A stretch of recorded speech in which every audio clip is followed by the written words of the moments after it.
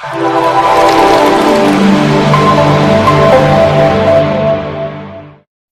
we say Krishna, most people only think of butter and girls and flute.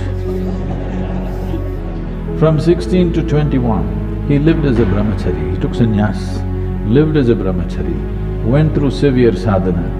Everything that he wanted to create failed with Kurukshetra war, but we call him Lord because through all this he was playful, untouched by a terrible reality, a terrible drama that's playing around you.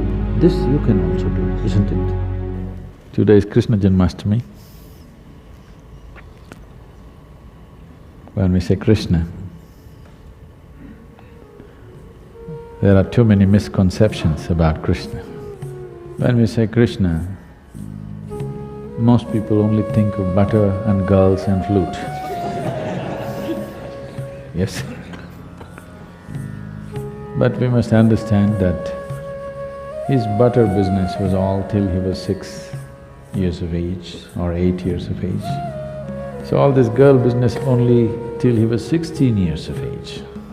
At the age of 16, when his guru Sandipani made him realize what is the purpose of his life, first of all he left Vrindavan, never again came back.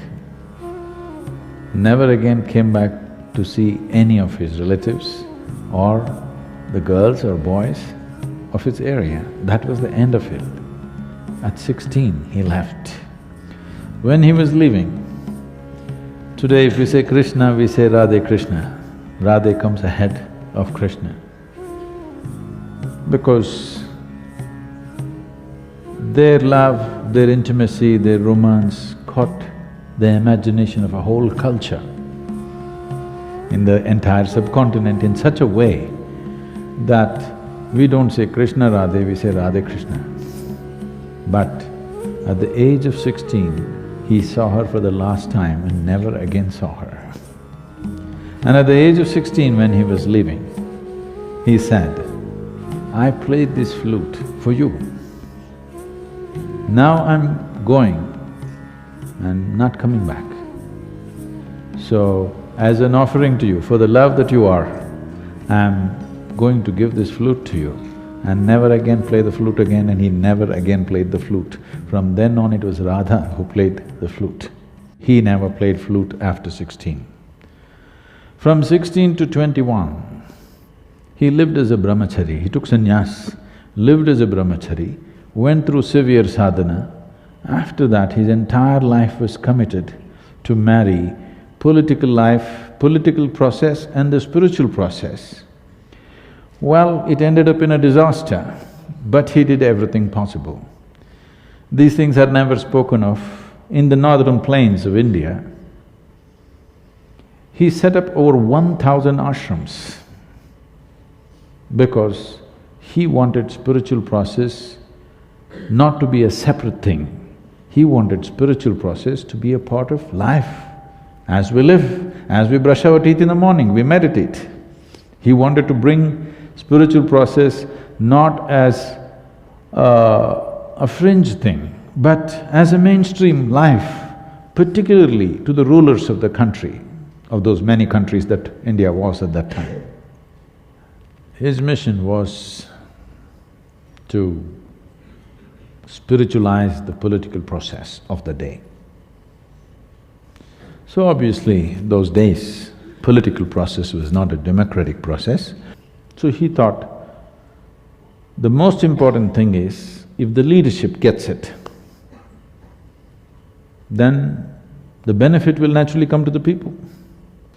People who handle other people's lives, for example, a king or a prime minister or a president of a country today, or even a CEO of a company because they have hundreds of thousands of people under them, once you have such a responsibility, then every thought that you generate, every emotion that you generate, every action that you perform impacts millions of people's lives.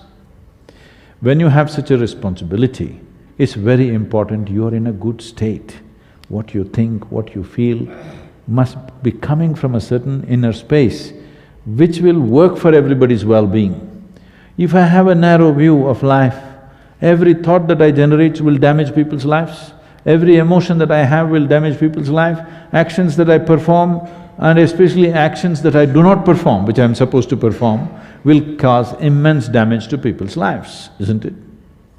So he focused only on leadership. He wanted the kings of the day to turn spiritual. Unfortunately, it ended up in a disaster of Kurukshetra, a terrible war which wiped out, an entire generation of men literally. But still we worship him. Everything that he wanted to create failed with Kurukshetra war. That's one thing he desperately tried to avoid is that war. But the most terrible war happened, and even his own clan all fought among themselves and killed themselves. But we call him Lord because through all this he was playful, untouched by a terrible reality, a terrible drama that's playing around you, but still untouched. So this we are saying, Lord, this you can also do, isn't it? Whether you are going to become the biggest success in the world or not is subject to many realities. But are you a successful human being? That means, are you able to conduct your life consciously, or if life pokes you, will you become an animal? This is the question. This one question, if you successfully handle, you also we will call you Lord. Yes?